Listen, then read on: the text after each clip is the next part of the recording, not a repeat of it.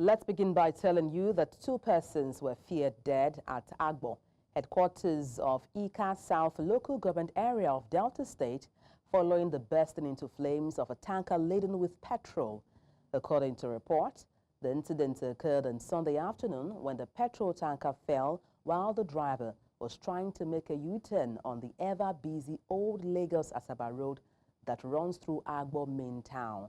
From the videos obtained from eyewitnesses, some residents and passerby were helpless in trying to put out the flames before the arrival of firefighters to the scene.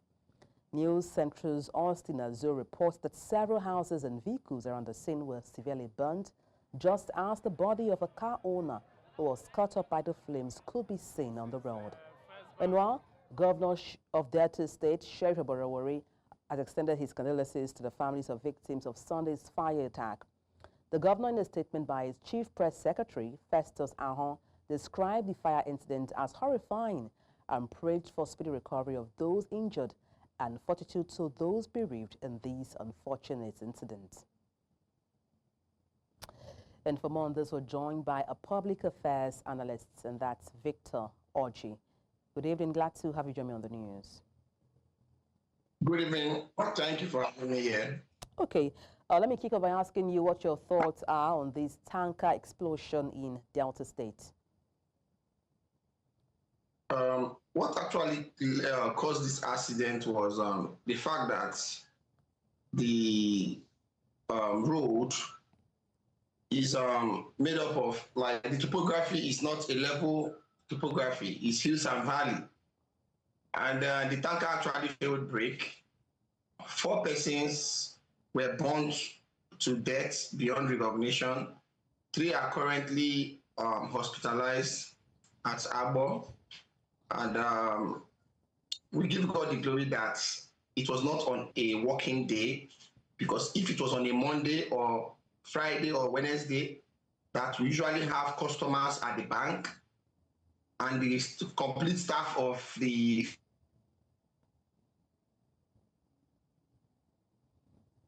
Mr. Orji, are you there?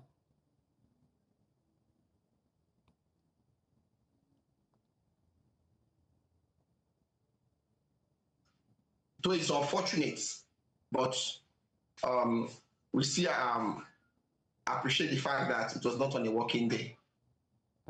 Well, we lost you for a minute there, Mr. Orji. I mean, this is becoming a recurring issue. How can further incidents be prevented? You know, we have weak institutions in Nigeria. The VIO has a duty of care to ensure that all vehicles on the road are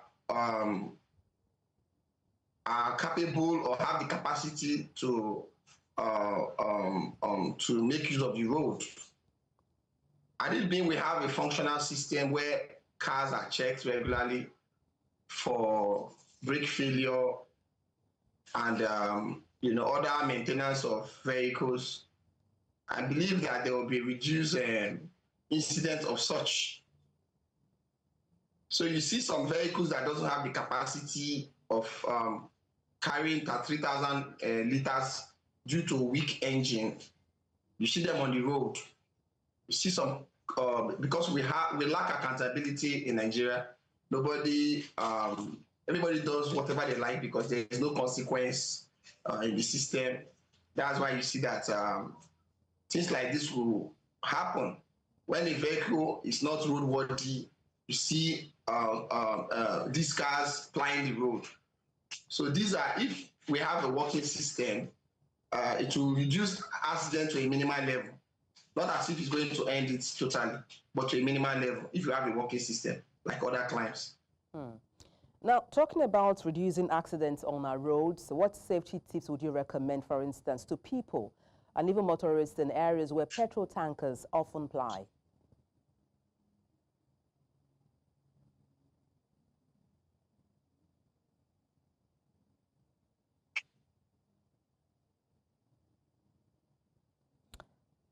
Mr. Orji, are you there? I was asking you if you can hear me. What safety tips would you recommend or suggest to people and as well as motorists in areas where petrol tankers often ply. Since it's a slopey terrain, that's this region of Agbor here in Delta State, maybe if maybe lower speed breakers will be applied on those roads, it could reduce the tendency of brake failure, because if you look at the terrain, there is no speed breakers in that region. So maybe if the local government could introduce, or the state government could introduce speed breakers, it will tend to reduce the speed that these tankers or heavy-duty vehicles will use to descend the slope. Because the terrain of Agbor is not a tableland, it's a slopey region, hills and valley. Then regarding the government, what would be your recommendation or advice to them, that's both the federal government as well as the state government? Like I said, in terrains as such, low speed breakers should be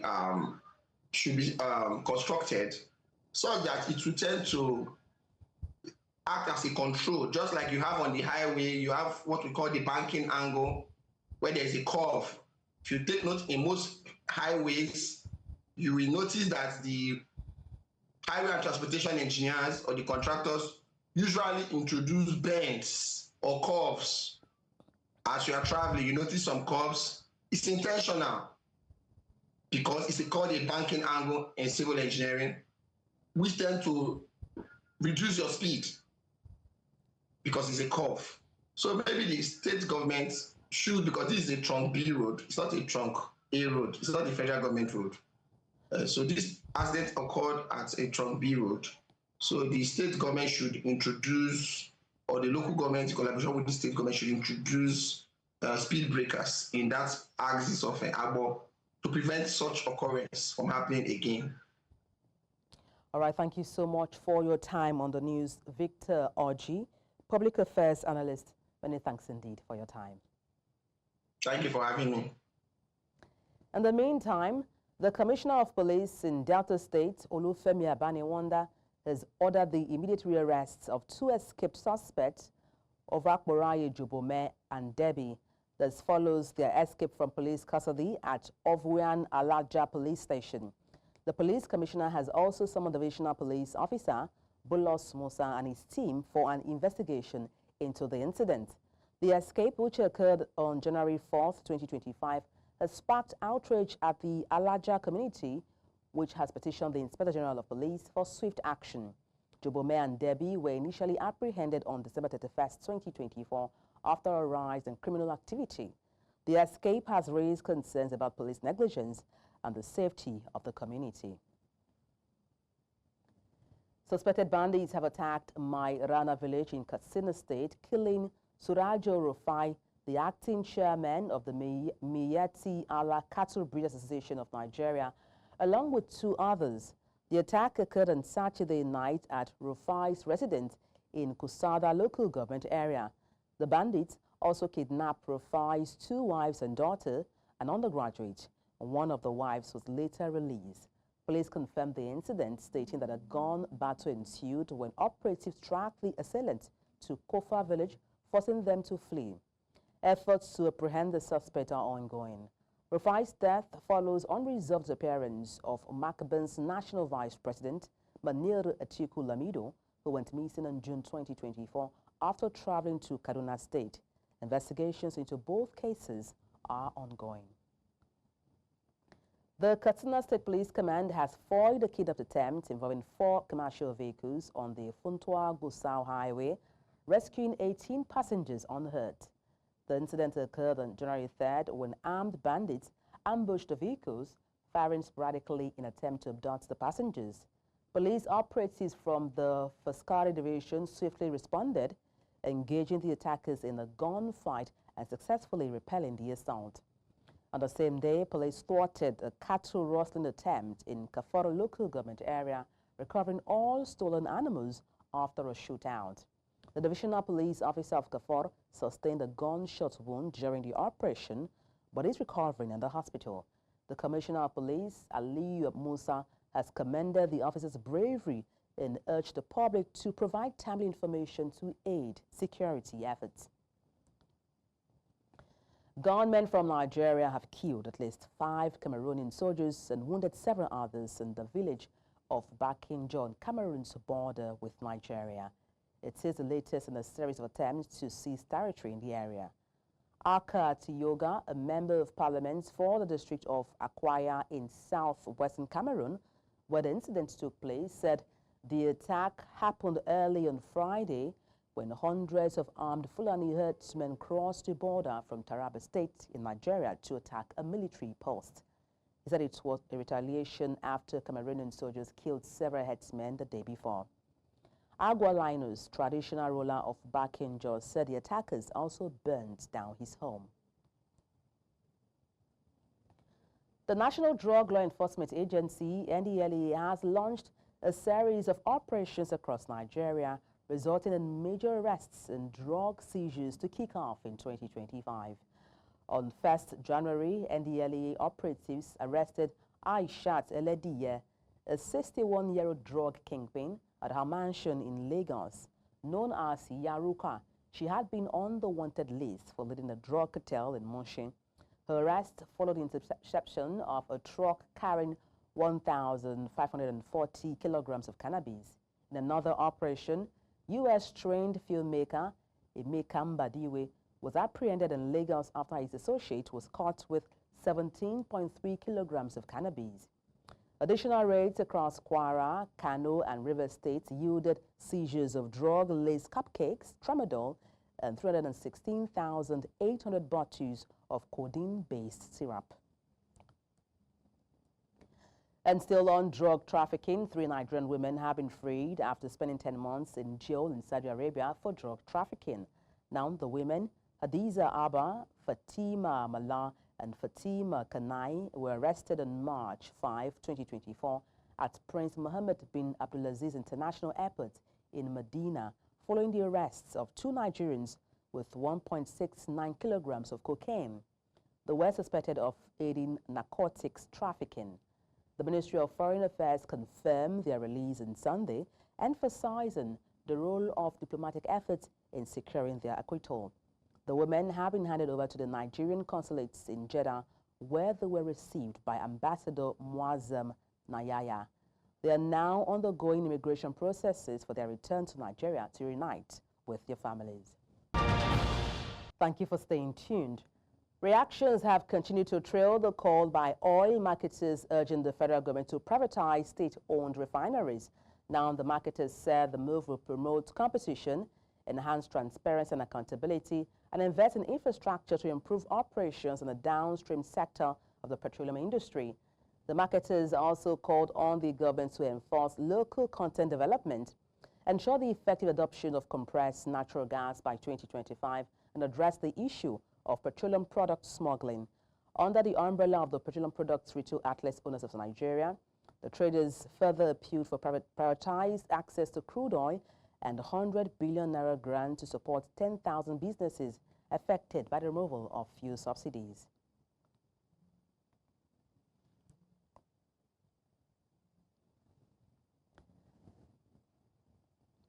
In the meantime, oil marketers have started lifting diesel and kerosene from the Warri Refining and Petrochemical Company, which resumed operations 30th December 2024 under the Nigerian National Petroleum Company Limited, NNPCL. Marketers have confirmed that while the plant is operational, only one of its 3 units is functioning, producing diesel, kerosene, and gas. A premium motor spirit is not yet being produced, but marketers anticipate loading petrol and cooking gas by February. The Delta State Chairman of IPMAN, Harry Okenini, noted that the refinery is not at full capacity, but has commenced skeletal activities. Industry sources reveal that additional upgrades are needed for full PMS production, with security operatives limiting access to the facility. Currently, about 50 trucks are being loaded daily, compared to over 100 when fully operational. Away from that, President Bola Tinubu will depart Lagos on Monday for Accra, the capital of the Republic of Ghana, to attend the inauguration of President-elect John Mahama on January 7th. Mahama, who served as the 12th president of Ghana between 2011 and 2017, was re-elected in December 2024. He will succeed President Nana Akufo-Addo, who ruled from 2017 to 2025. President Tinubu's trip to Accra is at the invitation of the president-elect, who had visited Nigeria to see the leader earlier in December. Mahama and President Tinubu have a long-standing personal relationship, just like Nigeria and Ghana maintain a long-standing bilateral relationship. President Tinubu, as chairman of the ECOWAS Authority of Heads of State and Government, will join other African leaders at the ceremony.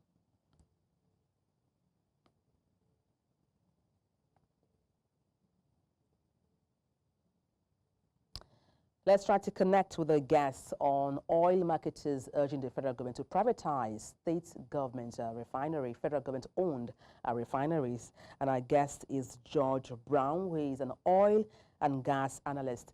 Good evening. Glad to have you join me on the news.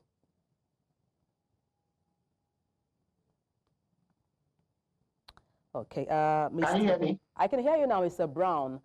Okay, let me start off by asking you what your impression is of oil marketers asking the government to privatize refineries.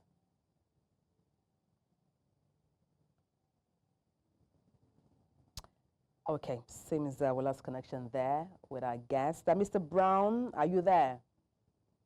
Okay, we thank him all the same for his attempt. George Brown there, an oil and gas analyst.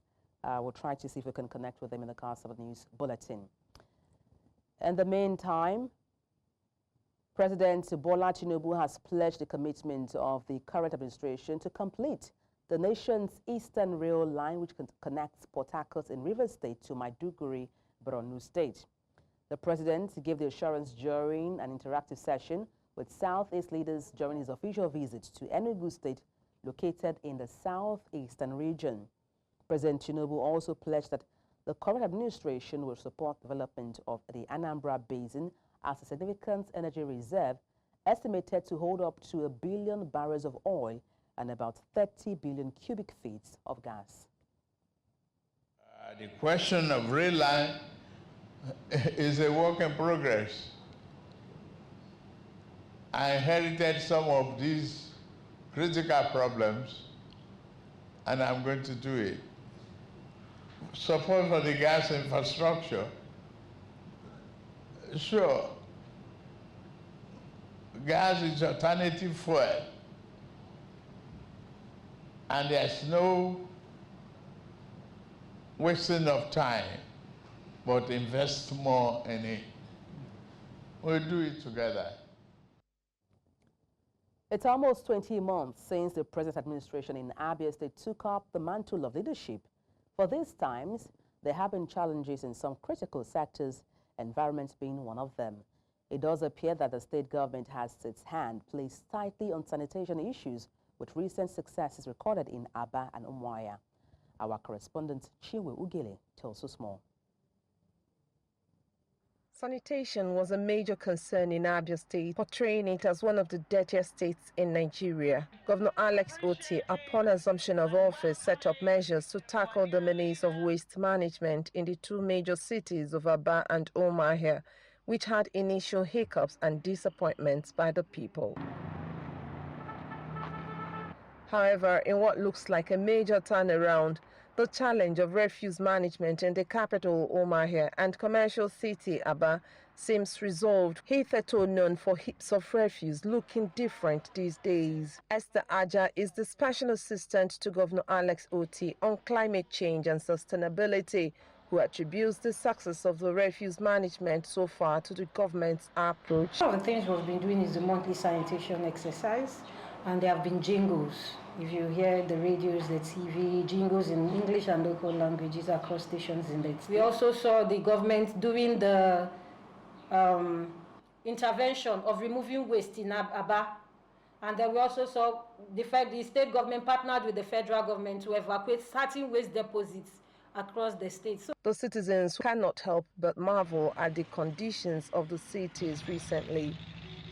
I see this place is now neat. Unlike, do you know how this place used to look before? This place used to be a refuse dump. Like everywhere used to be a refuse dump. But right now you can see it's no longer like that.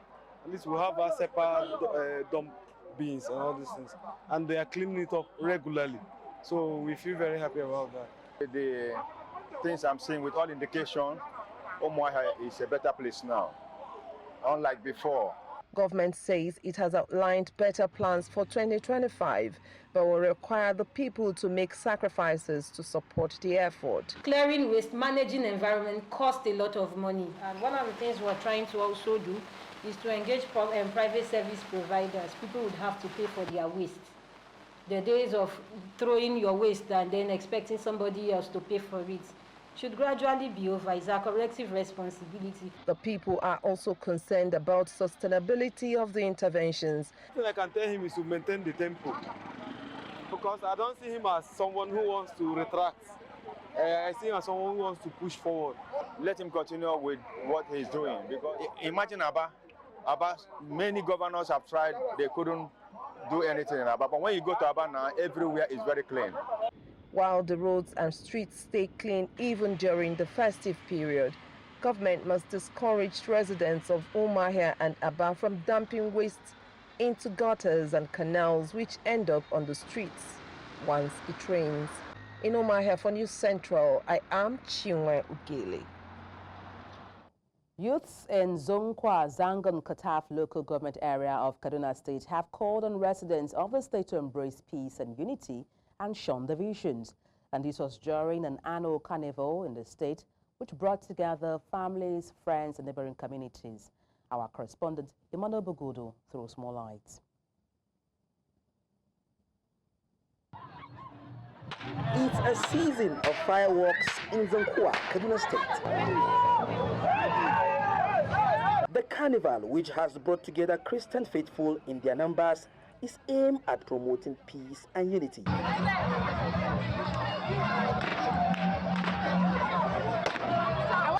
God help us, God bless us, and God be with us from the beginning to the end. So my message to everyone, you always be humble, be patient with everybody, love your neighbors as you live, you understand? Yeah, not look anybody trouble. Yeah, this is Nigeria, one love for Nigeria. While the traditional attires of the various ethnic groups within the local government was in full display, it was also an opportunity to showcase the unique cultures of the different ethnic groups in the area. The yellow has to do with people that went for hunting, and the rest, that's our forefathers. So we usually use it to upgrade the standard of our culture, so that the entire world itself will know that, yes, Boju chiefdom is doing well, is moving on. The joy of the African or the black man trying to copy the culture of a white man. So, but it's just in the spirit of celebration actually, that people would like to see or have some little differences on their face, just to showcase that sign of joy and happiness, and then to celebrate with people coming from far and then near. And white generally symbol of peace and joy for the season. The young lads have made their message clear, and it's very apt and very auspicious. Their message is very clear. They want peace, they want unity in not just their local government, Zangon Kataf, but in Kaduna State and indeed the Northwest at large. In Zangon Kataf, Zankwa, Kaduna State, for News Central, I am Emmanuel. A new chapter of hope and determination is unfolding at Government College Maiduguri as 17-year-old Yusuf Musa has defied all odds to rise to become head boy of the school. Displaced by years of conflict in the northeast Nigeria, the orphan is leading his peers with unwavering commitment to developing a website for his school. News Central's Umaru Kirawa brings us a story of resilience emerging from the northeast state of Borno. The head boy, Yusuf Musa, with the red beret, alongside his deputy, amidst hundreds of students at Government College, Maiduguri. The young talented Bama-born boy, alongside his family members, suffered traumatic experience in the den of terrorists in Nigeria's northeast. We settled with them almost for 7 months. At that time, I was 9 years old.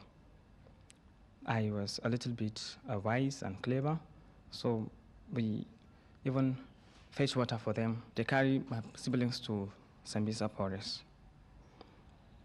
When they attacked Bama, then the soldier packed us to Maiduguri. We were allocated into different IDP camps. Raised in an IDP camp after losing his father at a teenage age, Yusuf struggled with financial instability, however, managed to excel academically. Always interested in technology, Yusuf took it upon himself to learn web development skills using free online resources and guidance from local mentors. Sometimes we'll even spend night here, 9 o'clock before we go back to hostels. We'll be working on dashboards, the website menu, navigation bars, and so on. So we are being split into teams. So we be able to create some part of it, and it's just a minor part that remains for us to complete the website. I spoke with Yusuf Musa's peers and school management. We are in group, but everybody was given a work to do. Some are working on the principals, some teachers, some the corps members in the school. Yes, to collect their biographies and launch it to the network. These students are a gift to this school. They have that kind of resilient spirit to learn. And because of that, that one makes them to be so interested in trying to find out and to know all about what brought them to this school. They understand all this computer language that is C-lang, and they perform very well. The head boy is talented and exceptional among all of them, because the way he manipulates in the computer, in fact, I have no doubt he can do it anywhere, anytime. So the school is supporting them with, recently, just last week, the school supported them with unlimited data. On a mission with so many questions wanting answers, I traveled to the ancient Bama town, a local government once inaccessible due to Boko Haram's control over the town. After the years of displacement, Yusuf Musa and his mother made the decision to stay in their hometown, Bama. Ai gani kan yara na biyu an tafi da shi ma na hakura. Yanzu ni mutum da makaranta ne, in Allah ya ce za su yi. Muka hakura haka. Suna ta yi. Yara suka dawo, kowa yana farin ciki. Gashi kuma yanzu dai ba a san ko za su gama musu makarantan ba, ko zai sai a hanya ba, ba mu sani ba. The challenge for the family now is how to get money to pay for Yusuf's SSCE and further his studies. With the cap making that everybody engaged in our home, we used to contribute money. Sometimes my mother cannot even buy what she likes. She always donates the money for our food stop. She provides food for us, and the money that we make, we are using it to buy our school properties with it. Cap making is what Yusuf Musa's family struggle to meet ends meet as the young talented boy forges with the quest to establish a website for his school and further his studies. In Bama for News Central, Umaru Kirawa. Thank you for staying with us. At least 8 civilians have been killed in central Mali, with sources blaming the Malian army and Russia's Wagner group for the attack. Now, the incident occurred on Thursday when a Hilux vehicle heading towards a refugee camp in Mauritania was fired upon, killing all passengers. A local official confirmed the attack, and a parent of one of the victims stated the bodies were buried in a mass grave. The humanitarian source reported the attack took place between Niono and Nampala. The Azawad Liberation Front, FLA, a separatist group, condemned the attack, blaming the Mali army and Wagner mercenaries for killing 9 civilians, including women and children. Mali's army is yet to comment on the incident. The country remains embroiled in a political, security, and economic crisis. In East Africa, Sudan's army chief has welcomed Turkey's offer to mediate the ongoing 20-month conflict with the Paramilitary Rapid Support Forces, RSF. This, according to Sudanese Foreign Minister Ali Yusuf. Earlier in December, the Turkish President Recep Tayyip Erdogan proposed helping establish peace and stability in Sudan during a call with General Abdel Fattah al-Burhan. At a meeting in Port Sudan on Saturday, Burhan conveyed Sudan's support for the initiative to Turkey's Deputy Foreign Minister, Burhanettin Doran. The UAE, previously accused of backing the RSF, expressed support for Turkey's diplomatic efforts. The war, which has killed tens of thousands and displaced 12 million people, continues to devastate Sudan, with analysts warning foreign interference could prolong the crisis. Turkey has pledged to mobilize regional actors to aid the peace of the process. Thank you for staying with us. Israel has accused Hezbollah of failing to comply with the terms of a 60-day ceasefire, warning of potential military action if violations persist. Defense Minister Israel Katz stated that Hezbollah has not withdrawn its forces beyond the Litani River in southern Lebanon, a key condition of the ceasefire. Katz, after visiting the Northern Command, emphasized that Israel will act on its own to ensure the safety of northern residents if the ceasefire terms are not met. The truce, which began on November 27th, has seen mutual accusations of violations. Hezbollah has also accused Israel of breaching the agreement. The ceasefire mandates Hezbollah's withdrawal north of the Litani River and dismantling of military infrastructure alongside the Lebanese army's deployment with UN peacekeepers in the south. ישראל מעוניינת בקיום ההסכם בלבנון ותמשיך לאכוף אותו באופן מלא וללא פשרות כדי להבטיח את חזרת תושבי הצפון בביטחון לבתיהם. אבל התנאי הראשון לקיום ההסכם הוא נסיגה מוחלטת של ארגון הטרור חיזבאללה אל מעבר לנהר הליטני, פירוק כל הנשק וסיכול תשתיות הטרור במרחב על ידי צבא לבנון, דבר שעדיין לא קרה. אם התנאי הזה לא יתקיים, לא יהיה הסכם. וישראל תיאלץ לפעול בעצמה כדי להבטיח את חזרת תושבי הצפון בביטחון לבתיהם. לא נאפשר יצירת איום מחודש על יישובי הצפון ועל אזרחי מדינת ישראל.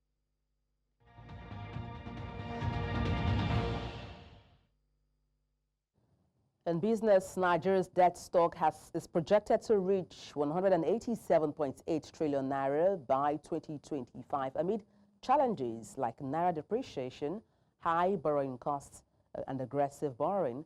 And this is according to Cardinal Stone. The firm forecasts Nigeria's debt will hit 153.04 trillion naira by 2024, driven by domestic and foreign loans, including a $900 billion dollar-denominated domestic bond and $2.2 billion euro bond.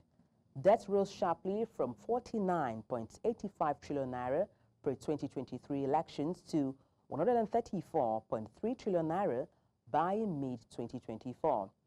With 47% of the debts in foreign loans, Nigeria's debt-to-GDP ratio now exceeds 58%, exceeds its 40% limit, raising sustainability concerns. Analysts warn weak revenue and FX volatility could worsen debt service ratios, diverting funds from capital investment and further straining the economy. The International Monetary Fund, IMF, warns that $1 trillion in undisclosed public debt undermines growth and worsens fiscal vulnerabilities, especially in low-income nations. Hidden debts, liabilities kept off government balance sheets, risks accountability and increases corruption potential, the IMF said. Developing economies burdened by higher refinancing needs and interest rates are most affected. The IMF highlighted weaknesses in legal frameworks enabling hidden debt, citing narrow definitions of public debt and inadequate disclosure requirements. It called for reforms, pointing to Ecuador and Ghana as transparency models. The IMF advocates stronger oversight and reporting to mitigate fiscal risks, particularly in vulnerable communities or economies, as undisclosed debt destabilizes economies and hampers governance. China has announced 15 measures to modernize its underdeveloped western regions, focusing on ports, aviation hubs, and integrated transport links, and this was announced by the General Administration of Customs. The initiative seeks to enhance international aviation hubs in Chengdu, Chongqing, and Xi'an, develop bonded zones, and expand rail, river, and sea links. Ports will also be built or upgraded. Western provinces, covering 2/3 of China's land mass, lag economically behind coastal regions. The strategy aligns with the Politburo's push for new urbanization to reduce poverty, strengthen energy resources, and link Europe and South Asia via trade corridors. While the plan seeks to bridge disparities, tensions in areas like Xinjiang have drawn criticism. And up next is sport news. In the world of sport, Stanley Egoma and Brownie Deye secured their maiden win for Aimba with a dominant 4-1 victory over Black Bulls FC in the CAF Confederation Cup, ending a 10-match winless run. The triumph marked a key milestone for coach Egoma and the People's Elephant. Aimba took an early lead with goals from Atule and Ihemekwala, going 2-0 up at halftime. Former Super Eagles striker Ideye made an immediate impact, scoring his first goal for the club just 5 minutes after coming on. Atule added a second to seal the win, ensuring a strong start for the year for the Nigerian Giants. Aimba are now third in the standings with 4 points from as many matches. The Confederation of African Football has confirmed that the draws for the 8th African Nations Championship will take place on the 15th of January at the Kenyatta International Convention Center in Nairobi, Kenya. This edition of the tournament, scheduled for February 1 to 28, 2025, will serve as a test run for the 3 host nations, Kenya, Uganda and Tanzania, who were selected to co-host the 36th African Cup of Nations in 2027. A total of 18 teams will compete in the 8th CHAN, including the 3 host countries and nations such as Nigeria, Morocco, Guinea, Senegal and Central African Republic. The tournament will provide valuable experience for the host nation ahead of the African Cup of Nations 2027. Crisis hit Manchester United held Liverpool to a 2-2 draw at Anfield on Sunday, but the runaway Premier League leaders moved 6 points clear at the top of the table. Cody Gakpo cancelled out Lisandro Martinez's shock opener for United before Mohamed Salah put Liverpool ahead from the penalty spot, but Ahmed Jallow scored a late equaliser. Despite the draw, Liverpool extend their lead at the top of the table to 6 points. Meanwhile, Premier League has explained why Liverpool's penalty was awarded following a video assistant referee check. A handball by Martins de Ligt was missed by referee Michael Oliver in real time. However, a penalty was awarded after Oliver got another look at the incident. Finally, in the world of sports, American sprinter Fred Kelly was released from police custody on Saturday after posting bond, following his arrest in Miami on Thursday. Initially charged with resisting arrest and fighting officers, new charges were filed against him related to domestic violence incident in May 2024. Kelly, a bronze medalist in the 100 meters at the Paris Olympics, faces felony charges of battery on the law enforcement officer and misdemeanor resisting arrest. His girlfriend DJ Sky Hi Baby was also charged. The domestic violence charges stem from an alleged altercation with his estranged wife, Angelica Curley, in which he allegedly strangled her. After his release, Kelly posted a cryptic bear emoji on social media, receiving messages of support. And that's it in the world of sport. I am Onyinyechi Obaro.